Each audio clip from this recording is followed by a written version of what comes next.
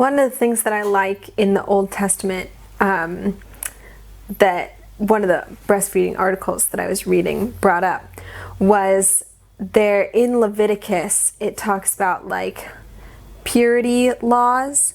And so it's got this time after a woman gives birth where she is considered impure because obviously it's blood and things.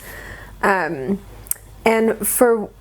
for some reason, I've always read this, and it's got a longer period of impurity for after the woman gives birth to a daughter than a son. And it's kind of like, well, why? Like, why would you be impure for longer after a daughter?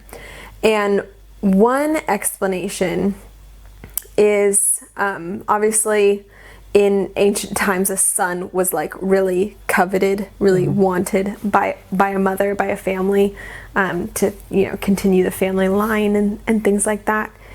And so they also understood the connection between getting pregnant again and losing your milk.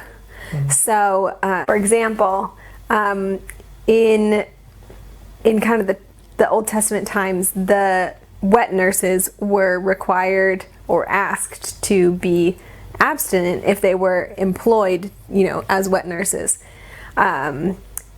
because they knew that if they got pregnant, that would affect their milk supply most likely, and that child in their care, who, if they didn't get enough milk, they might die or something.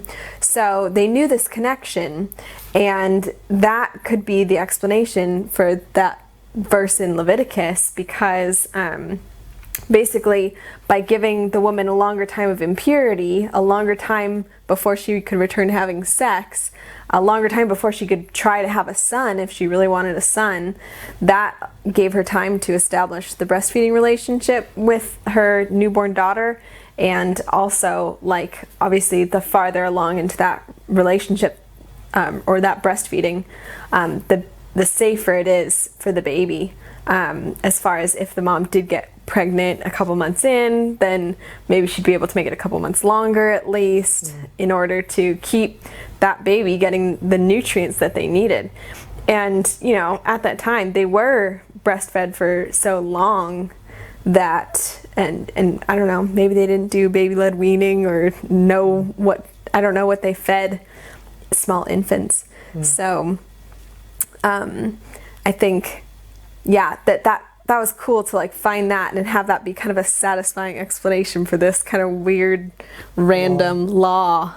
Yeah, and I think a lot of the laws of God, though some seem strange, a lot of them are for just caring for... Yeah, it's like for the good of that family, that the woman was considered impure for longer in order to protect it. It protects the people. And yeah, that's definitely true of a lot of the laws in Leviticus, even though sometimes the culture's so different that we don't understand what certain laws could possibly be protecting. If you were in that time and you maybe understood that relationship between pregnancy, nursing, you might think, oh, of course, that makes so much sense for a woman to have a longer amount of time before she could have more children after a daughter.